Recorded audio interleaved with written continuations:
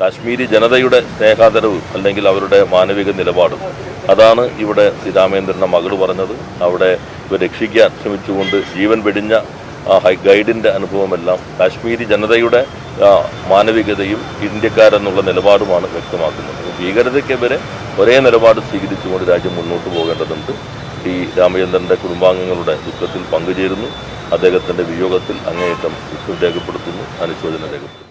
അങ്ങേയറ്റം ദുഃഖകരവും വേദനാജനകവുമായ സംഭവമാണ് കാശ്മീരിൽ പുൽഗാവിയിലുണ്ടായത്. അതിൽ നമ്മുടെ നാട്ടിലുള്ള ഒരു മലയാളിക്ക് കൂടി ജീവൻ നഷ്ടപ്പെട്ടു എന്നുള്ളത് ഏറെ ദുഃഖകരമാണ്. സ്വന്തം മകളുടെ മുൻപിൽ വെച്ചാണ് ശ്രീരാമേന്ദ്രനെ വെടിവെച്ച് കൊല്ലുന്നത്. സമാനമായ അനുഭവമാണ് മറ്റുള്ളവർക്കെല്ലാം ഉണ്ടായത്.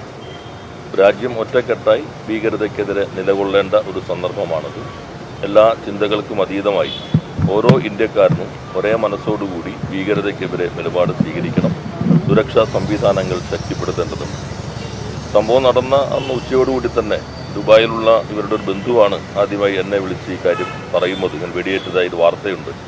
അപ്പോൾ തന്നെ ഭരണ സംവിധാനം ബന്ധപ്പെട്ടിരുന്നു, നോർക്ക ഉൾപ്പെടെ ബന്ധപ്പെട്ട് കഴിഞ്ഞിരുന്നു. അതിനുശേഷം അവരുടെ കുടുംബവുമായി അവിടെ വെച്ച് സംസാരിച്ചിരുന്നു. മകൻ വരുന്നതിന് മുമ്പ് അവരുമായി സംസാരിച്ചിരുന്നു. വളരെ വേദനാജനകമായിട്ടുള്ള കാര്യങ്ങളാണ് അവർ പങ്കുവച്ചത്. അങ്ങേയറ്റം ദുഃഖകരമാണ്. ഇത്തരം കാര്യങ്ങൾ ആവർത്തിക്കാതിരിക്കാനുള്ള അതിശക്തമായ നിലപാട് രാജ്യം സ്വീകരിക്കേണ്ടതുണ്ട്. കുറ്റവാളികളെ നിയമത്തിന് മുൻപിൽ ശക്തമായി മുഖം നോക്കാതെ കൊണ്ടുവരാൻ കഴിയേണ്ടതുണ്ട്.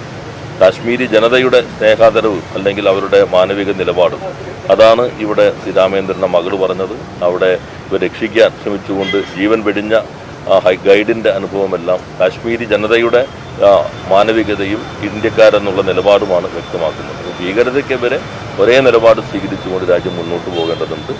ഈ രാമചന്ദ്രൻ്റെ കുടുംബാംഗങ്ങളുടെ ദുഃഖത്തിൽ പങ്കുചേരുന്നു. അദ്ദേഹത്തിൻ്റെ വിയോഗത്തിൽ അങ്ങേയറ്റം ദുഃഖം രേഖപ്പെടുത്തുന്നു, അനുശോചനം രേഖപ്പെടുത്തുന്നു.